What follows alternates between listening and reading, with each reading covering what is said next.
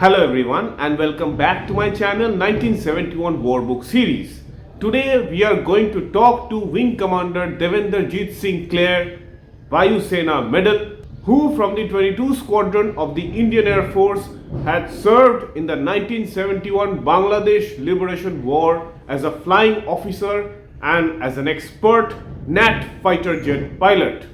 From his squadron is actually popularly known as the Saber Slayers, and his squadron had taken part in the Battle of Boira as well, the famous air battle where Gnat fighter jets of the Indian Air Force had destroyed two Pakistani F-86 Saber jets in the Boira salient, almost destroying another one, the third one. So he will be talking today with us regarding the Gnat fighter jet and its contributions in the Bangladesh Liberation War, with his own experiences of flying the Gnat both at wartime situation and also during non-conflict times, the accidents he had, the experiences, the problems, and how it was superior to other fighter jets around its time, and also the battlefield experiences of the pilots who served with him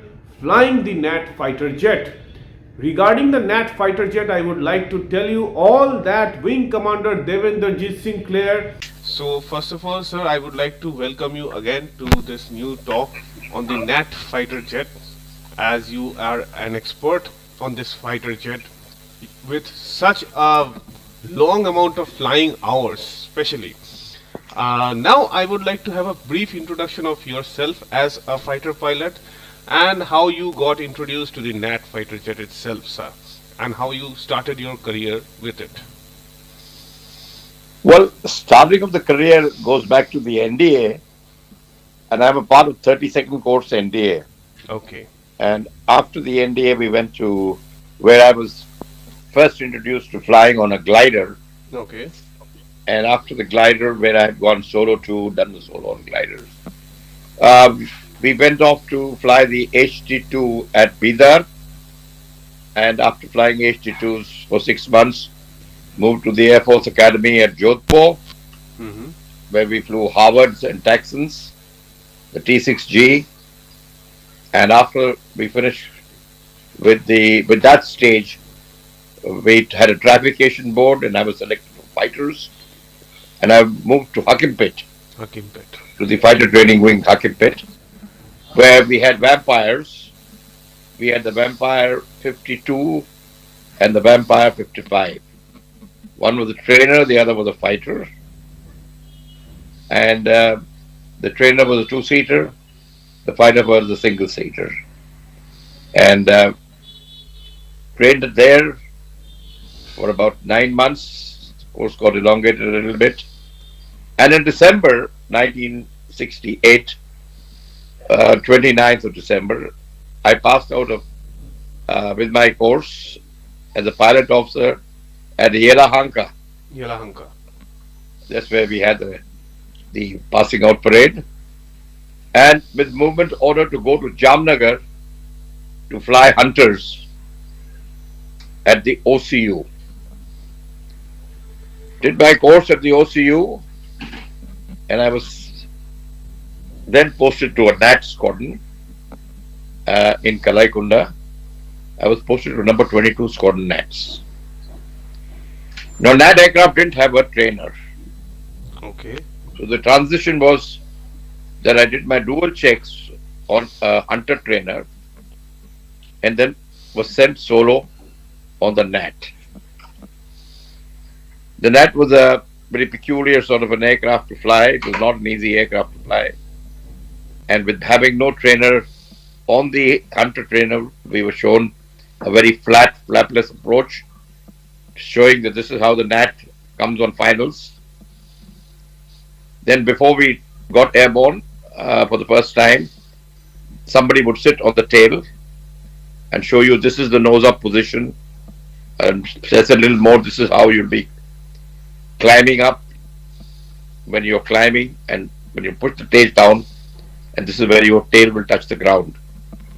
So you got these things, this is how it was all simulated. And after being cleared, I was sent solo on the Gnat for the first time in Kalaikunda in January '69. Thereafter, I did my training, complete conversion course on the Gnat, moved from the conversion onto the advanced course. From the advanced course, I did my armament bit on the Gnat, and I was declared fully ops for air defense and ground attack on the Gnat aircraft. Okay. Once you are doing fully ops, the next stage is to become a two aircraft leader. So after accumulating some experience, I went across and I was made a two aircraft leader. And slowly and steadily, as I progressed in service, I became a four aircraft leader. There was also a stage where you now had to do your instrument ratings. So whenever the examiners came, I qualified onto becoming a white card holder, and later on in life, a green card holder on the Gnat aircraft. And much later, I got my Master Green. So I was Master Green also on the Gnat. Four aircraft leader, cleared for day ops, night, and a Master Green. Quite a qualification for a young fellow. And then came the war. I was only a flying officer, and we were put on ORP duties. ORP is Operational Readiness Platform, where two aircraft are kept ready all the time, fully armed, to scramble on the instructions of the radar controllers at the various units which are available. For us, we were directly under what was then the 253 SU at Barakpur, Japurpur. 1965 had seen a preemptive strike by the Pakistani sabers, who had struck the Air Force Station Kalaikunda, and they were totally unprepared for them. And we had Canberras lined up on the tarmac, and they managed to get one Canberra, and because of that, there was an effect of an incendiary effect, one after the other. We lost 3-4 aircraft standing on the tarmac. 1971, we did not want a repeat of any preemptive strikes from Pakistan, East Pakistan. So we moved a detachment of a few aircraft to Dum Dum to catch them well before they could come into the Kalaikunda airspace. Now, this detachment at Dum Dum was being operational from about the middle of 1971, because the influx of Bangladeshis was increasing day by day. Genocide was going on, atrocities were being committed in East Pakistan, and ultimately a stage came where we had to go to war. Right. But just before the war, we trained the Mukti Bahinis in our country, and we, along with the Mukti Bahinis, went on into East Pakistan. While we were on this particular thing, we used to do border patrols, day, night. We'd look out for any bogies or aircraft coming into Indian territory. But no such thing happened. We were always on the alert and ready for them. Border patrols to show them that we were also not silent spectators. However, once we crossed into East Pakistan towards, let me say, the middle of November, they started coming in with their sabers and started strafing our army movement, of whether it was vehicles or troops, and they were enjoying themselves doing what was like target practice, because there was no air opposition. We hadn't crossed over across to intercept them. However, things reached quite a stage And on 20th November, when they came into strike, we scrambled for the first time from Dum Dum, 4 aircraft, but by the time we reached the border, they had gone. This was an exercise in futility because the moment they painted our radars, we would scramble, but by the time we reached there, they would have gone. Same thing happened on the 21st and 22nd, and there was no luck. They were enjoying themselves, doing a race course pattern, firing on our troops. Come to 23rd September, a very important red letter day for the Indian Air Force. 4 aircraft got airborne early morning. That was Wing Commander Sikand, Swarus as his wingman, Roy Massey as subsection leader number 3, and Ganapati number 4. They went across to the border, and as they pulled up, our radar controller said, "Just a wee bit late, sir. The fellows are going back." Second sortie at about 11:30. Sikand once again, this time with Swarus or with Lazarus. Ganapati. Sorry. Sikand, Swarus, Massey, and Lazarus. They went across. They were a little faster in scrambling. And by the time they reached, Swarus saw a glint of an aircraft. When they went there to try to pull up for it, they had receded from the battle zone and gone back. Disappointment, second sortie. When they came back, Sikand decided that he'd had his quota for the day and handed over the reins to Roy Massey. Massey was now flying and ready for the next mission, which Swarus as number 2, Ganapati at the number 3 position, and Lazarus number 4. They decided to change the tactics. Since it was no CO flying, they said we can reduce the scramble time, but we all jump into the aircraft, whereas the commanding officer used to climb up a ladder and then go and strap himself. So there was a couple of, a minute saved there. Massey said we will go full throttle at low level. Okay. Up to the border and pull up there to try and save as much time as they can. So when the hooter sounded again at around 2 o'clock or so post lunch, they were all ready under the aircraft, and within a minute and less, all 4 aircraft were airborne, full throttle, skimming the trees, total RT silence. The Gnat with full throttle goes close to 600 knots, and it becomes like a bloody rodeo horse, sort of controlling the aircraft at low level, treetop level. The sound is phenomenal.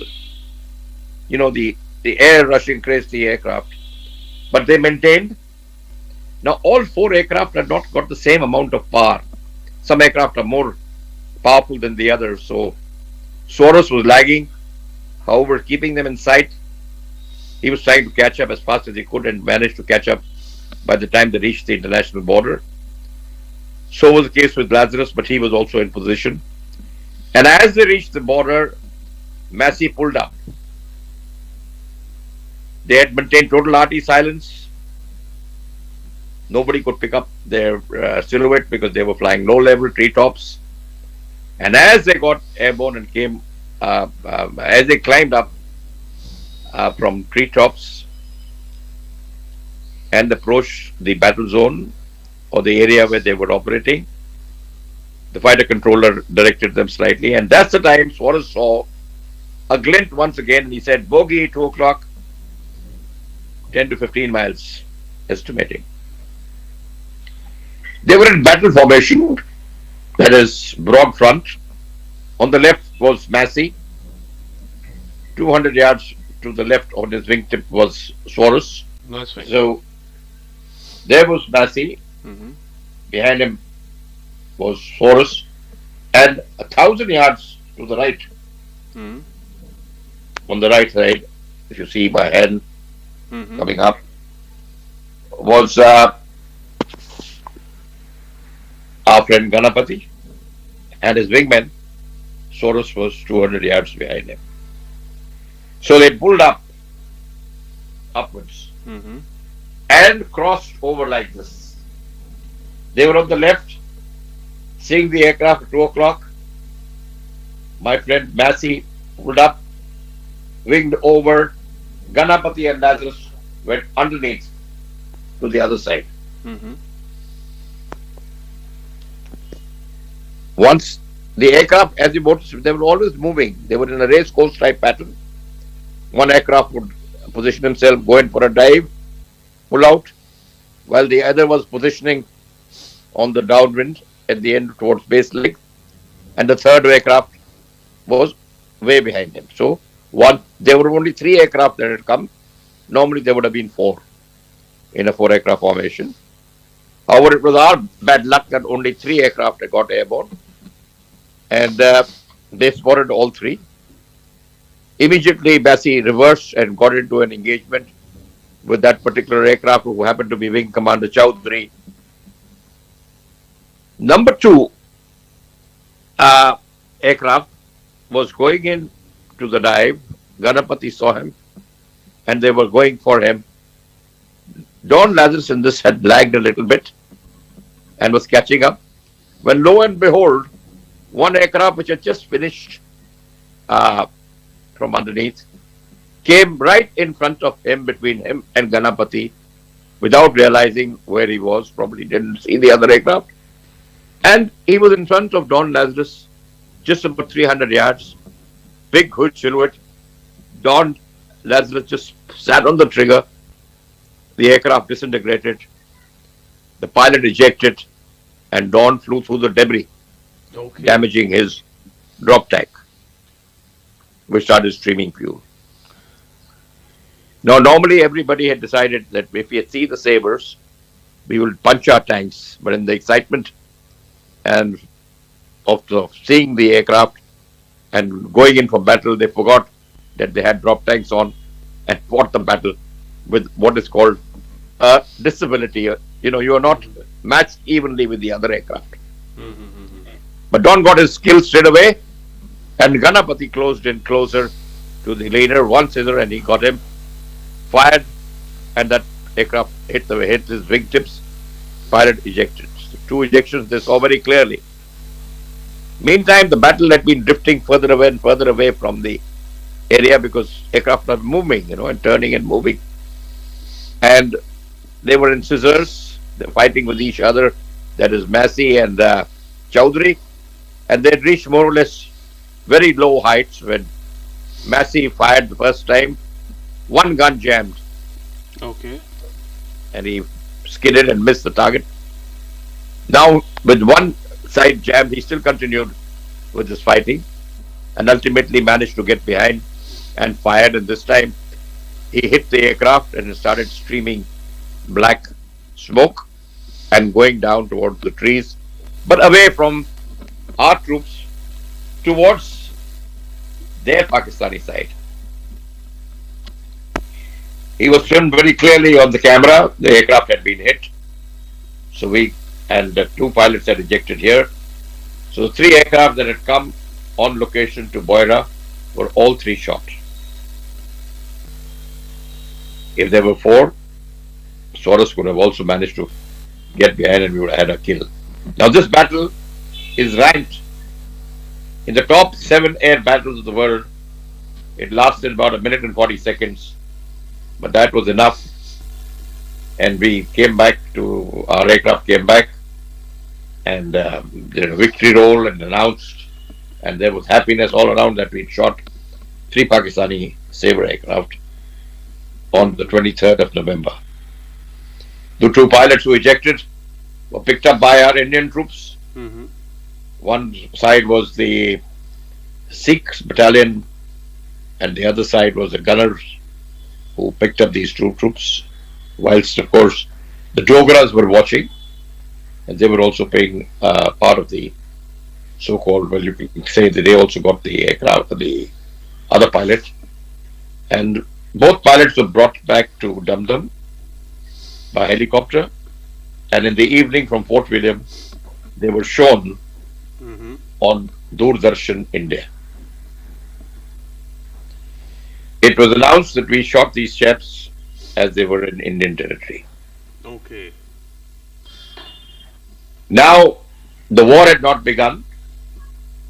It was only the 23rd of November. Veer Chakras were announced to the three pilots and to the fighter controller Bagchi, who was sitting in 253 SU.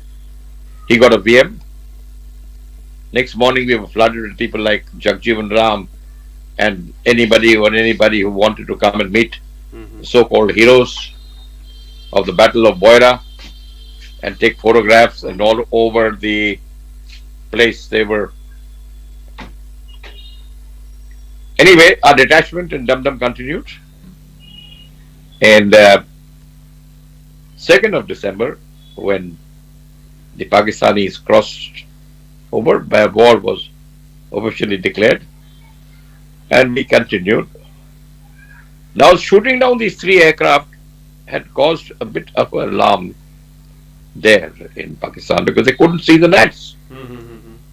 The Nat is a small aircraft, Right. and we had the advantage of and in what is called aerial battle, he who sees first gets the advantage. Now, sir, I would like you to delve a bit into the small size, the engine, the airframe, and the design with the armaments involved of the Nat, which gave the Nat such a, or what I can say, exceptional advantage in this Battle of Boira, sir. Not only in the Battle of Boira, even in the 1965 war, 65 war, right? and when Devender Kler and all shot these aircraft, Hmm. and again in 71 where we got the advantage. The first thing to notice was that it was a very small aircraft. Don't ask me the dimensions. I'll have to refer to the book, but it was small enough. I'm a big built man. A lot of people ask me, how do I fit into the Nat? Mm-hmm. And I used to laugh and say, I fit in with a shoehorn. Okay.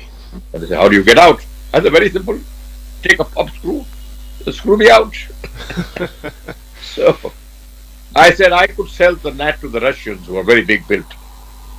And sure enough, when a team of their Russians had come Mm-hmm. and we showed them a scramble, they had their eyes popping because we got airborne Mm-hmm. in a minute and 30 seconds or less. Okay. A demonstration right from underground orbit, getting into the aircraft. And a Nat could not be started by a battery. It needed a compressor, which used to start. There was a cycle of about 20 seconds before the engine picked up. Mm-hmm. But there we are. We showed it to them and they were, with their mouths wide open. Okay. Russians, seeing a big chap like me running in, jumping in. And we jumped into the aircraft, vaulted into the aircraft. Mm-hmm. So all that was there. Oh, by the way, there's a story about the guy who vaulted so fast that he went across and landed on the other side and broke his leg. Okay.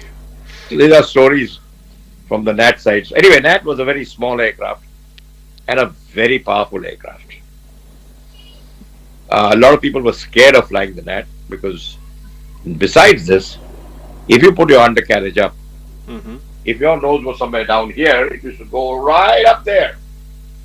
And if you put the undercarriage down, from where you're level, your nose will go down like this. Immediately. So the trim changes were from from +3 to -18. Okay. So you can imagine what sort of a, difficult thing. So the thing was very straightforward. Once you get airborne with the Nat, undercarriage up, stick fully forward and sit on the trimmer. Mm-hmm. Most unusual thing. Normally you get airborne, put the stick back to keep climbing, isn't it? Right. Here this was there. Similarly, when you're coming into a joint circuit or downward, when you load the undercarriage, you just pull the stick back and sat on the trimmer again, Mm-hmm. so that you could maintain level flight. So she was a beautiful aircraft to fly. You were so low and fine that you felt that pardon my using language, your ass was rubbing the ground. Okay. And acceleration was fast. Mm-hmm. You really felt the speed. And the British who made the aircraft initially called it the Midge, but they never flew it. Okay. They flew the trainer version, which the Red Arrows fly, Mm-hmm. but never the fighter version. We brought the thing to India and we carried out over 1,000 modifications on the Gnat. Ultimately, Okay. it was an aircraft with drop tanks outside. We made the wet wings with beans, Wet internal fuel in wings. the tanks. Okay. Wet wings. The wings could take in fuel. Okay. We did the modifications on that. Mm-hmm. Okay, we did numerous modifications on the tailplane. So a bit We had downstream. what is called, I get yeah, it. for any emergency, we Mm-hmm. would split the tail. What happened is, instead of the whole tail moving, Mm-hmm. only the ailerons were free to move. So it became, that was, you had to learn to how to fly the aircraft with that. Very, very sensitive. Mm. And besides that, as far as I was concerned, I think I was born to fly the Gnat because ultimately I had the maximum flying in the Indian Air Force on the Gnat aircraft. Okay. I went to 4, 5 squadrons, continued on this aircraft, and I really enjoyed flying this aircraft. It was a beautiful aircraft. The world was yours. You could see everything. You could maneuver the aircraft. You could throw it around. Mm-hmm. Small little thing. A bit talk about the armaments, the weapon Now, systems. we had two guns which were built-in guns. Mm-hmm. Aiden 30 millimeter guns, which each gun had 90 rounds. So you had 180 rounds of ammunition. And during war, we could be high explosive, incendiary, marking shells, which, and you had a sort of your belt was made of shells of this kind. So you also had incendiary where things could catch fire. You had high explosive, which burst the moment it Hit. made contact. And you had just ball ammunition which made holes, Mm-hmm. all 30 millimeters, two of the guns. Now we had UBA pods on either side which could take rockets. Okay. We used to have UBA 16 rockets. We Bar could take 16. 16 rockets on either side, that is 32 rockets. Okay. You could fire them singly, in pairs, in fours, in 16, and full bursts, Okay. which I enjoyed when I was going against enemy shipping, firing 16 rockets at a time and expending your ammunition in two passes. If you could talk a You, bit about that part, sir. Like. I'll come to that a little later. And then we also could carry Mm-hmm. bombs Okay. on us, Bombay, 250 pounds and 500-pound bombers. Can you imagine an aircraft so big carrying a big bloody batty bomb? Okay. Anyway, so it was good, uh, and we had a very nice. The only problem was gun stoppages. Gun stoppages. Now that was because the belt of ammunition which was loaded had linkages. Mm-hmm. The ammunition on the right side had to go onto the gun on the left side, and the left one on the right side, Acha. all inside the aircraft. Mm-hmm. And there was quite a passage of linkages. Now, if linkages were not proper, the guns would jam. Okay. If linkages while moving got stuck, the guns would jam. Acha. So there were quite a few cases of guns jamming, like Massey. He had a gun jam. Now, when you have a gun jam, your aircraft skids to the other side where the gun is not firing. Mm-hmm. You understand? Two guns firing, one stops, Mm-hmm. one continues firing, so you skid off. So you go off from the sight, you miss out on your target. Mm-hmm.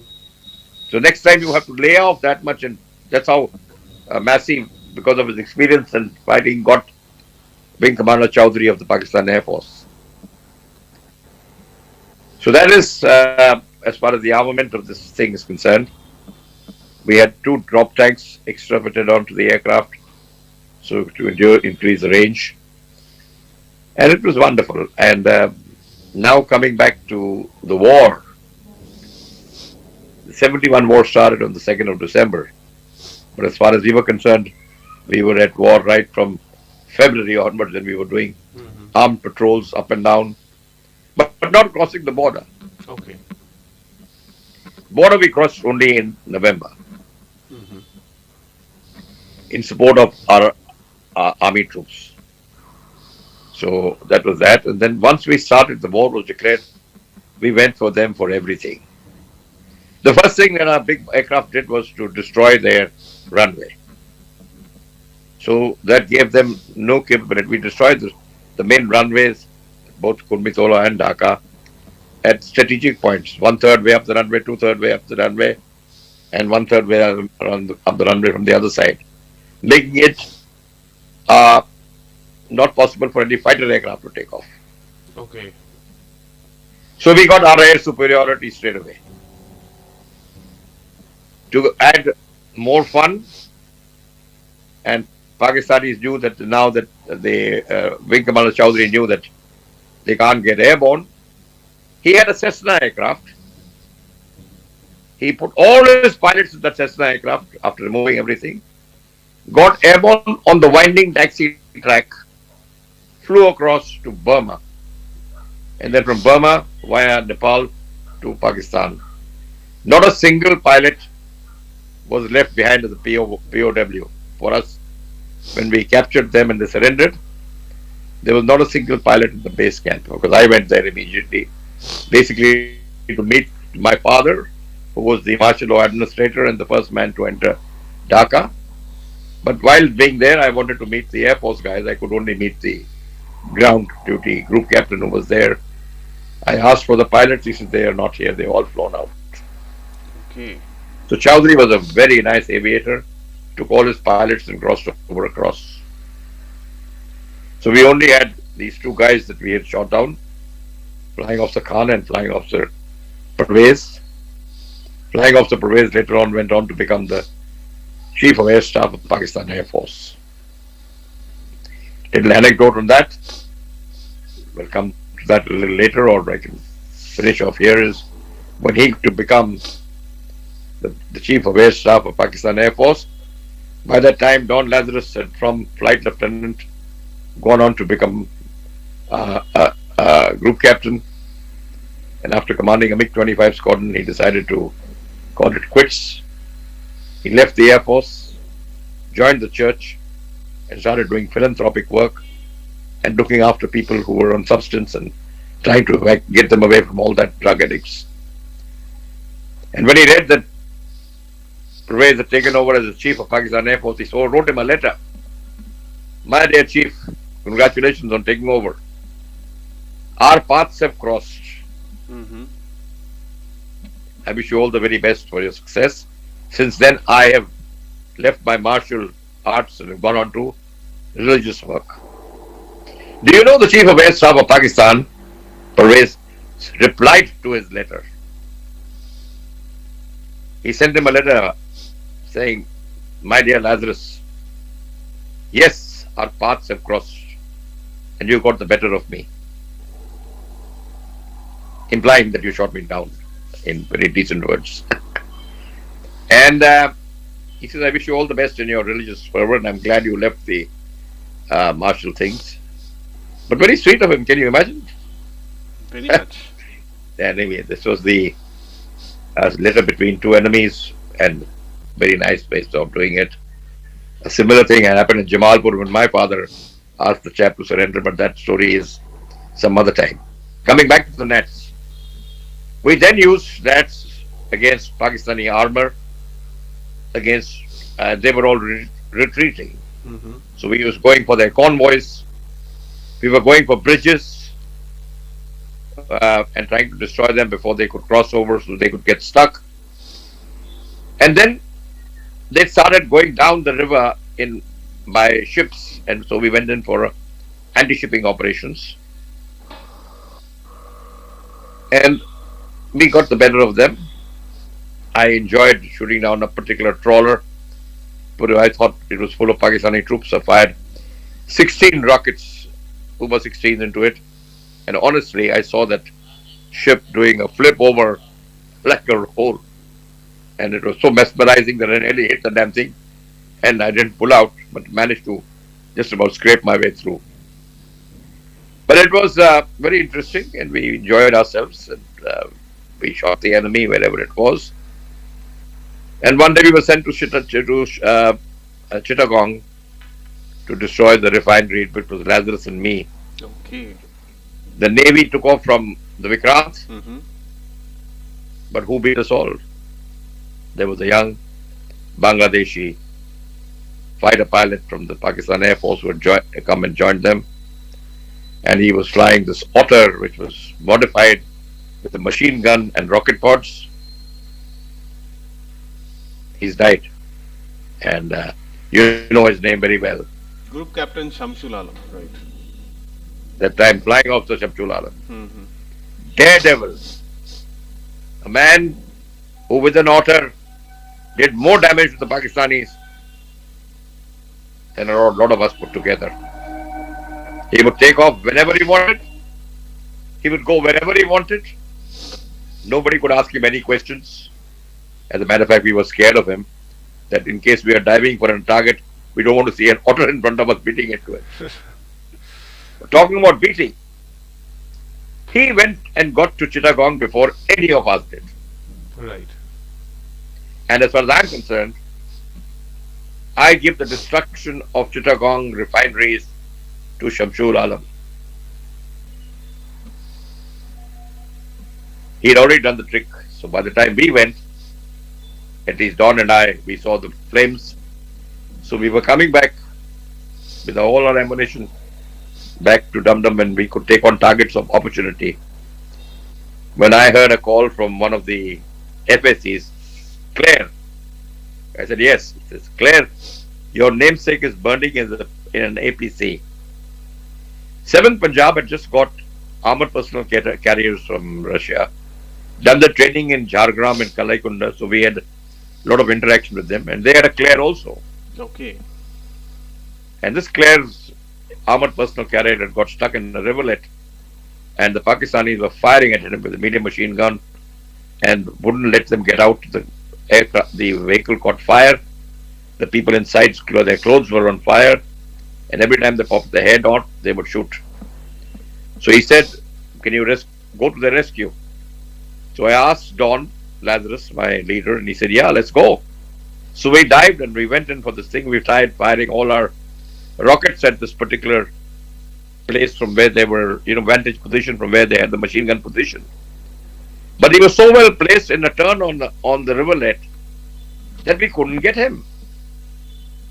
We finished everywhere, and then a mad idea came to me, and I said, Don, I'm going in if you don't. As a matter of fact, he couldn't see me. So I went down to waterfront level, flew just above the water. Maybe my wing would have touched it along the river. And at that turn, I let fly with whatever ammunition I had left. And lo and behold, bingo, boom, that bloody thing blew up. That complete gun position. And as I pulled up, I picked up shrapnel. They were firing at me, and they managed to hit my aircraft. I got direct hit into the engine, pulled up, the aircraft was behaving like a rodeo horse, and I told Don, I've been hit. That's when the controller from the SU, Radhakrishnan, said, smog moving over Dum Dum, all pilots to come in for an immediate landing. So Don said, DJ, I'm leaving, all the best to you. If necessary, eject. If the aircraft goes out of control. But I was a stubborn bloody idiot, and I can control the aircraft to the best of my ability. And Don left me, and I went. Aircraft was bucking, going forward and backward.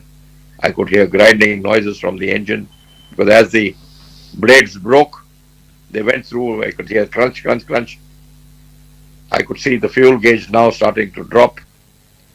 And that's when Radhakrishnan said, DJ, taking you straight to Jessore for a landing. So he lined me for Jessore for a landing, and I came down to 500 feet. I said, oh shit, the runway was blocked with massive boulders. So I pulled up the aircraft back from 500 feet, went up to about 5,000 feet. And I said, can't land. runway is blocked with boulders. He said, don't worry, direct to Dum Dum, reciprocal runway. So I was aligned and I was coming down the Jessore famous road, now in Calcutta. Clouds and smog over Dum Dum, and no chance of visibly seeing the runway.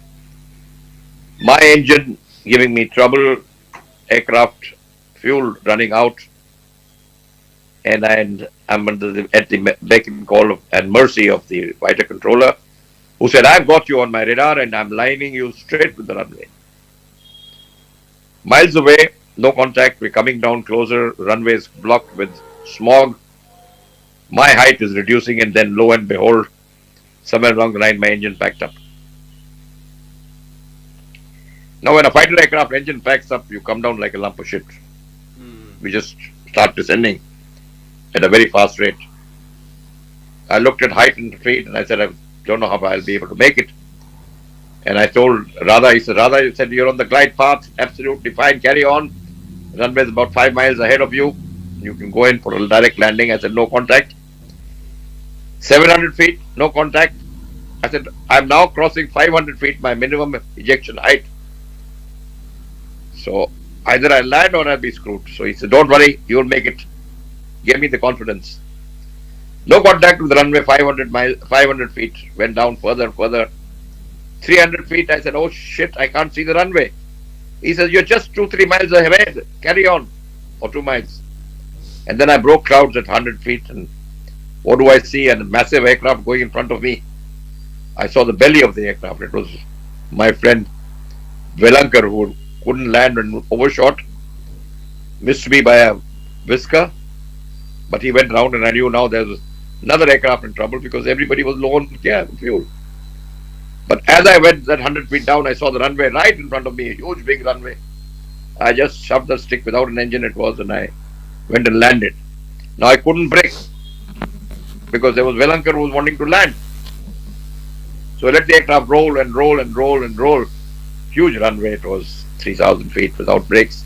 At the end of the runway, I managed to reach the aircraft. Just the time Velankar came and landed. I jumped out of the aircraft. I was fine. My aircraft was damaged.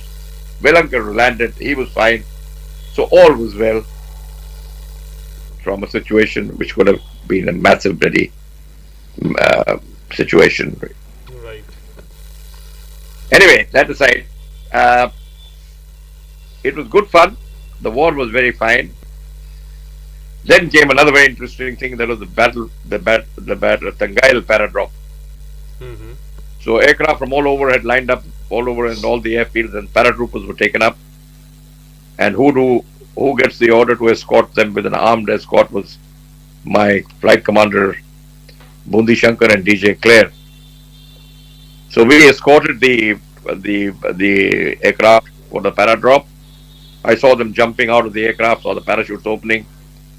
And how did I know that waiting below in Tangail was my father for the paratroopers? So father and son came into the same theater of war without each knowing the other on top and the other top, without not knowing his father below. Mm-hmm. But then this was quoted later on in history and battles and anecdotes of the 71 war about father and son being in the same theater of war. It was good fun flying the Gnat, and from 22 Squadron I moved to 24 Squadron at Tezpur. From Tezpur I moved the squadron to Ashimara. Then I got posted to a squadron, 21 Squadron at Gorakhpur, which was a training squadron. By which time I was a flight lieutenant with a lot of flying.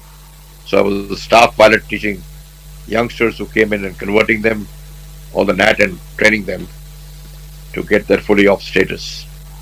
My squadron moved from Gorakhpur to Bakshi Ka Talab, where we operated on a very desolate airfield, 30 kilometers from town, full of jackals and hyenas and you name it. Because we shot a hyena there, which was a man-eater, and I had an accident hitting a lot of jackals coming in at sunset because they were in a dip and we couldn't see them. Neither could the ATC. And I broke my nose wheel there. But that was all right. Part of life and part of accidents and things like that. From Bakshi Ka Talab, the squadron winded up. I moved to Srinagar to 2 Squadron. And when the snow came, 2 Squadron moved to Bathinda. So I moved to Bathinda with them and then later on left the Gnats and went to the flying instructor school at Tambaram where I qualified as a QFI, qualified instructor. I flew the HT2 and the Kiran aircraft there. Then I was posted to Hakimpet, which was an Iskara fighter training wing, and I was flying the Iskara aircraft. And I served there for about 3 years as a staff pilot, a flight commander, and then officer at CFI. An interesting time teaching people how to fly from, I think, the 1 course to 1 to 6. Any Getting other old, I don't accidents remember. that you might have encountered with the Gnat, or any other incidents, sir? The Nats, I had every emergency you can think of. Mm-hmm. During my time, we were sent to Sulur as a squadron pilot before the test pilots came. So you were called a production test pilot. You went there, aircraft were serviced, you took them up, did an air test, and then you ferried the aircraft back to your base. So from Sulur, we used to go to Nagpur, refuel, and go Nagpur to Kalaikunda. On one of my assignments in Sulur, I got airborne. I was flying, I had a hydraulic failure, landed the aircraft. Next sortie, I went to another aircraft, and an electrical failure. Did the emergencies, came and landed up. Next sortie, I went up. It was a PRL check. The PRL is a particular fuel component which comes in and kicks in at height of about above 30,000 feet. So it should kick in up to about 45. I'd crossed 45,000 feet, and suddenly I found that my engine was very silent. I said, "Oh shit, this is too quiet." And I looked and saw my my RPM gauge was winding down, which means I had a flame out. And I said, "Oh shit, you keep hearing and reading about it, but it never really happens. This is the first time I had a flame out of the engine." So I said, "No problem, we'll relight." So I turned around and tried my first relight at about 30,000 feet. No relight. Set myself for a race course pattern. Came down to 25,000 feet. No relight. I said, "I hope my battery has enough juice for a third time."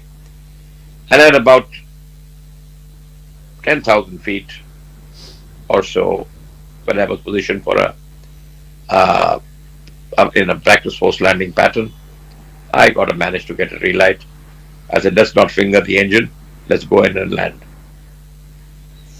Landed at Sulur. I said, 3 emergencies and 3 missions. I said, "Enough for the day. Let's go back home." Since I was officiating as the, test pilot, I had a Jeep to my disposal. Driving down back home on the runway, there was a dip I went through, and lo and behold, the bloody windshield of the bloody car broke. I said, "Today is not my day." And I came back to my room.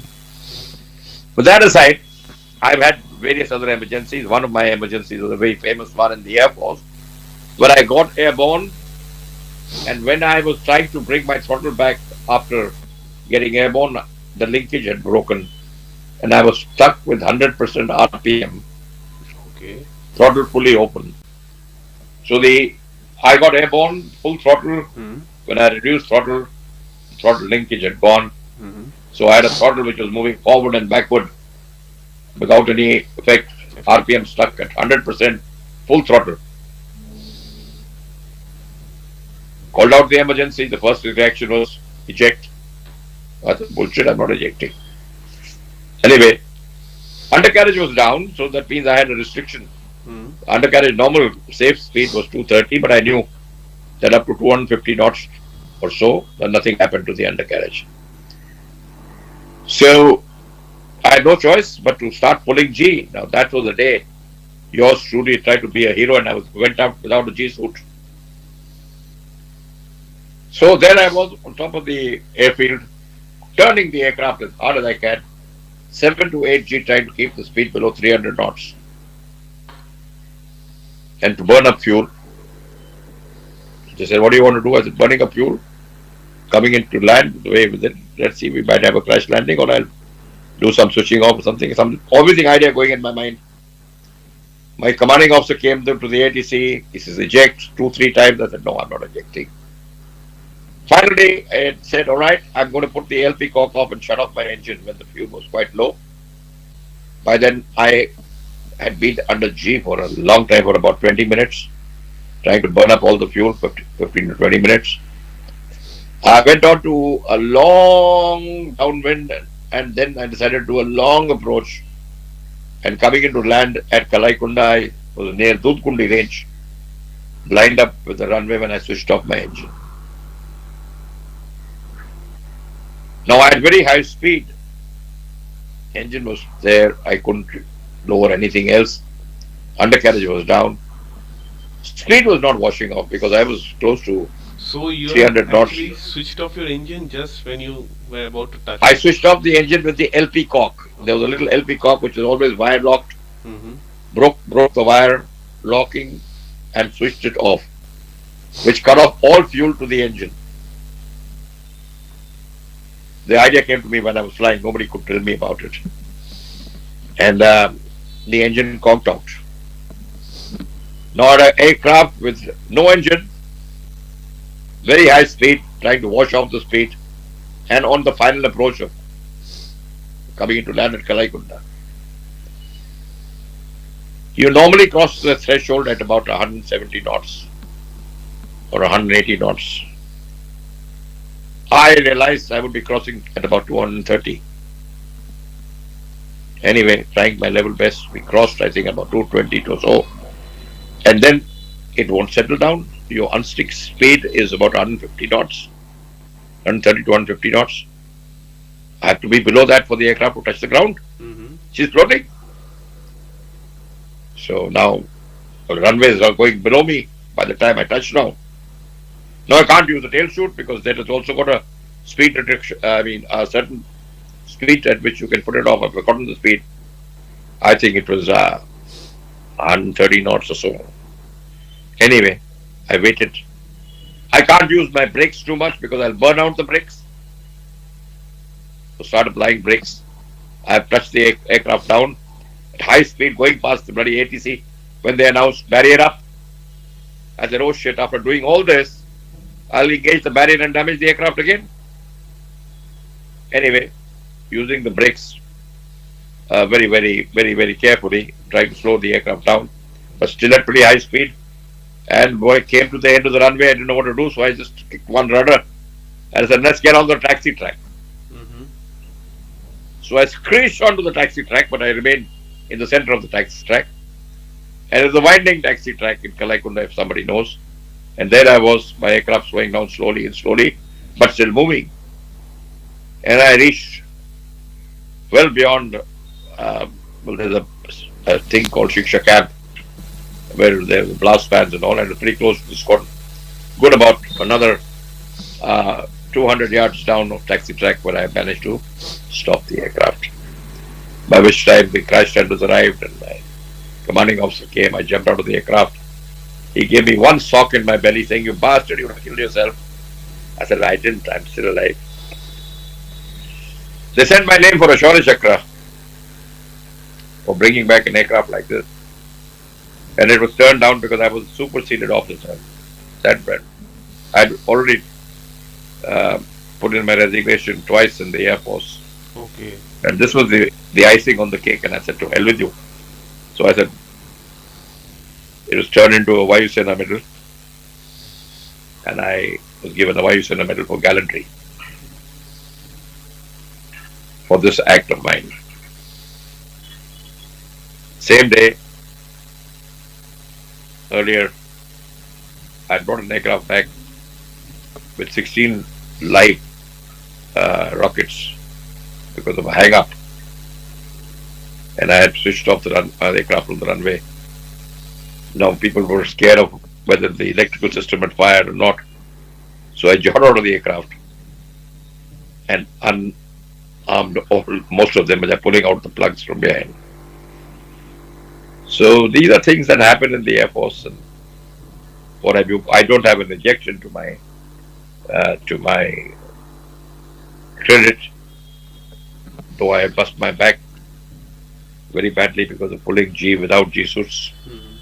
I can feel the effect now at this age. So that was a Gnat aircraft on which I really enjoyed my flying, loved every bit of it. I had another emergency where I was landing at dusk at Gorakhpur when I was hit by a massive wild boar. Okay. Broke my aircraft on the left side, and another carriage on the left controls the wing group. I nearly cartwheeled, but fortunately I didn't cartwheel onto my back. I came back on the side of the runway. Aircraft was damaged, and the wild boar was. I killed 3 of them, but one was a huge bloody bugger. I had a flight commander called Herbie David who they came looking for me when I was there, but they wouldn't reach me. I could see the vehicle stop. Herbie was more interested in picking up the dead wild boar so that we could have a party in the evening. I've hit jackals landing at Bakshi Ka Talab. And one fine day I was taking off in the morning, early morning sortie, when a huge peacock flew into my aircraft and I lanced it with my pitot tube. Now pitot tube is the tube with air pressure instruments. Right. Sticks out on the left wing. And I lanced the bugger, the peacock stuck there. I got airborne. All my instruments went to zero. That means no altimeter, no airspeed. But I was a very experienced Gnat pilot by this time. So I flew by altitude, burnt up a little fuel, and came into land with a peacock stuck, huge, massive peacock stuck on a Gnat wing, which was half the size of the Gnat wing. Peacock stuck. Came and landed the aircraft.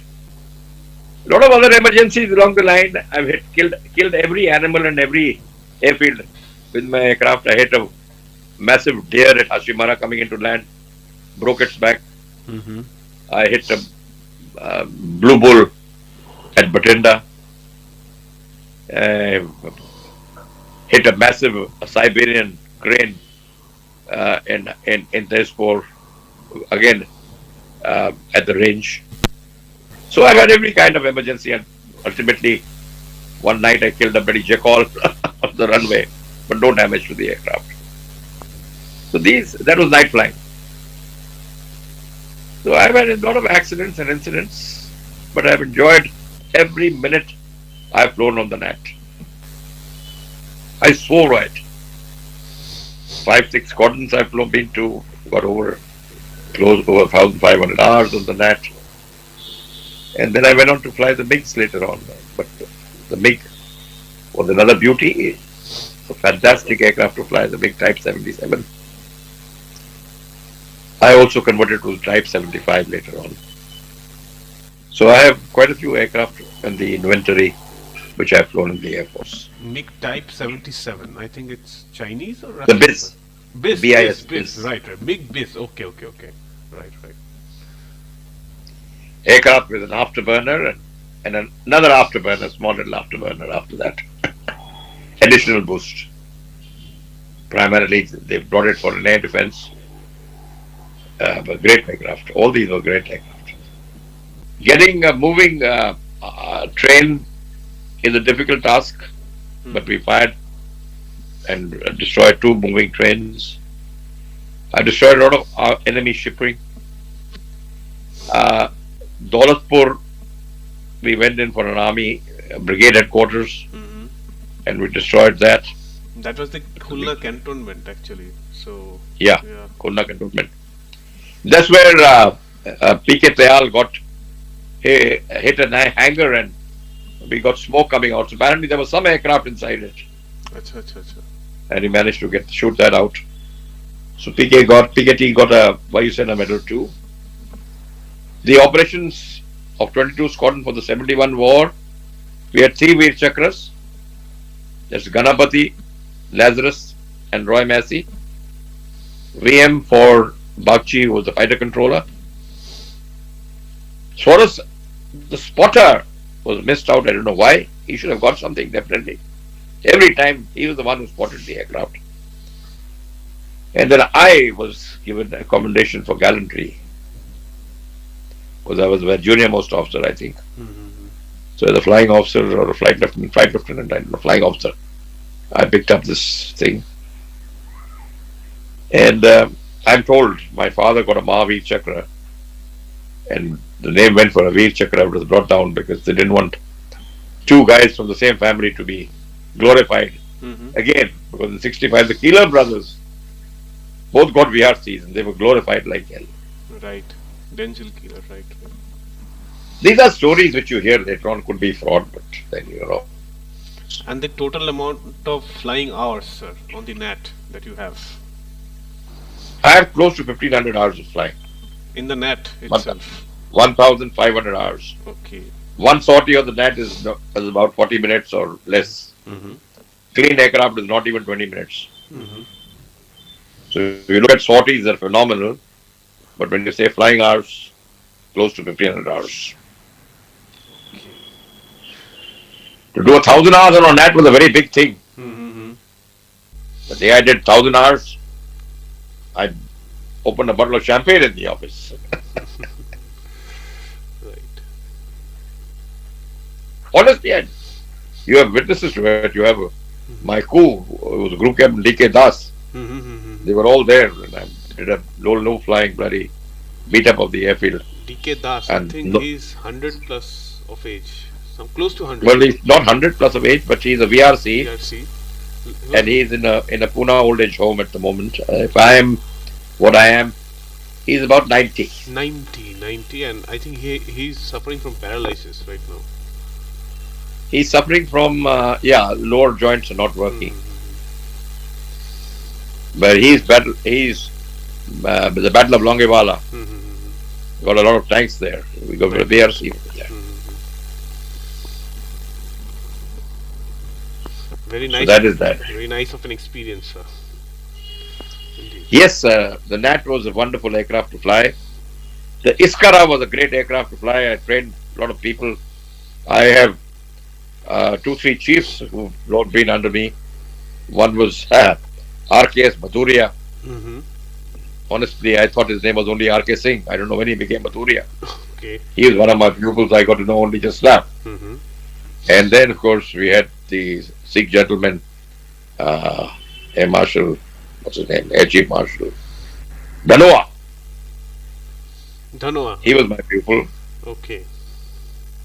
I've had a lot of AOC and Cs from various commands who I've trained as my pupil. Who've been my pupils from the 1-1 course to the 1-6 or 1-7 course. I did a lot of night flying on the Iskara aircraft. Oh, I have been pulled out of the cockpit by request from people to save a life twice. Once of a woman who was pregnant, who needed A negative blood because my blood group is A negative. She was the wife of one of our airmen. So they came. I was going for night flying. They pulled me out. Sir, can you come and give blood?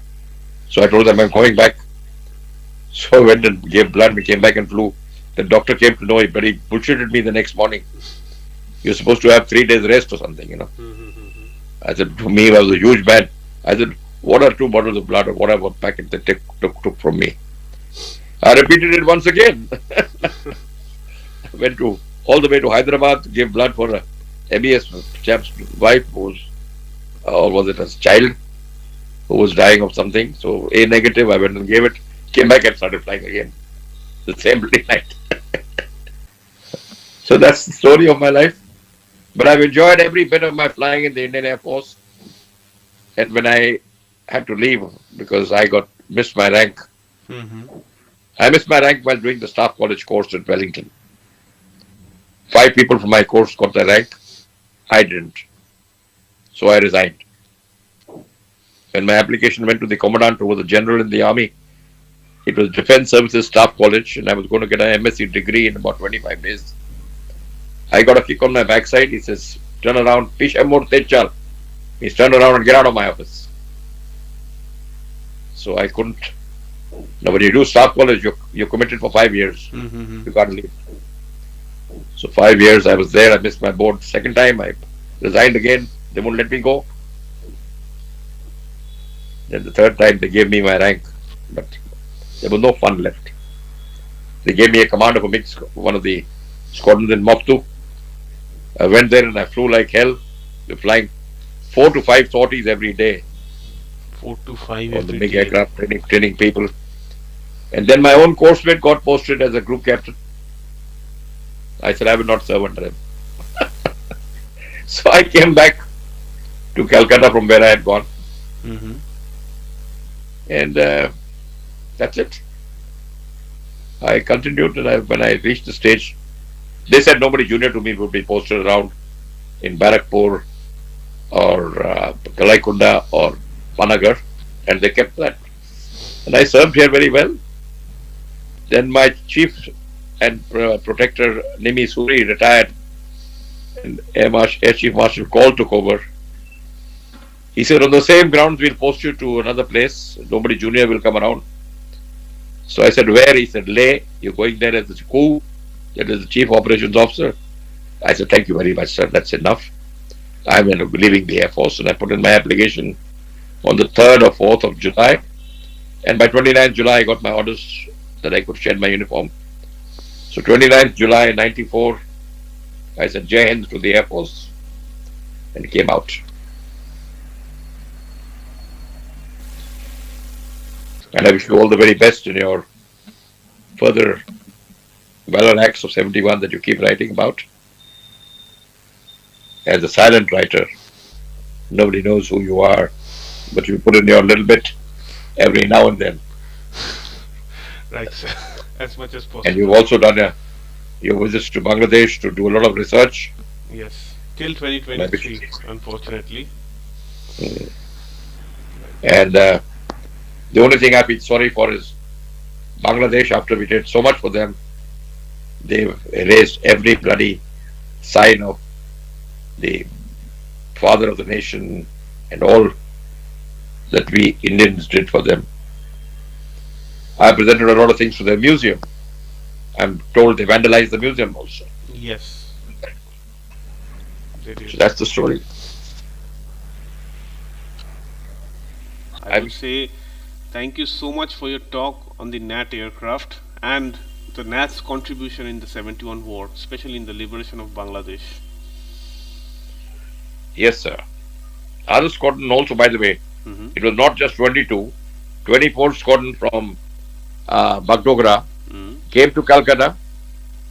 From Calcutta, it moved to 15 squadron. Sorry, not 15, 24. 15 squadron. And then 24 squadron went to Mohanbari, or what is it?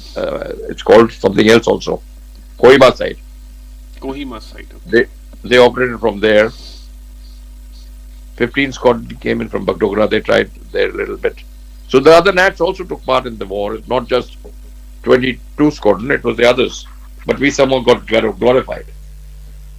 Oh yes, and incidentally, 2 years back, the present governor of Calcutta gave me a gallantry award and gave Air Force Station Kalaikunda a big check of about a lakh and something for their contribution to the 71 war. I think I'm the only chap who's been given a gallantry award by the state, by the governor Right. in this state. And what was that award called, sir? Well, I can take you and show you a photograph of it. It's hanging on my wall. It is called War Award for Gallantry. Okay. He also gave me a check for 15,000 rupees. Or 25,000 rupees. Sorry, 25,000. I've forgotten that also. My wife was very happy. We were both sitting on the portal right on Raj Bhavan, on the steps upstairs, with the rest of the crowd down below the steps. And when I got this check, She was more interested that because it was a huge placard they had played on top. So she said, keep it carefully, don't fold it. I said, this is only a showpiece. The actual check is in the envelope. All the best, my friend. All the best, sir.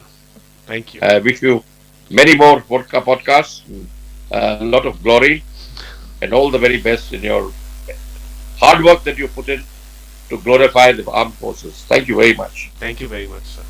Thank you. Good day and Good day, sir. Jai Hind. Jai Hind. Had the maximum amount of flying hours in the Indian Air Force, about 1500 plus flying hours in the Gnat itself.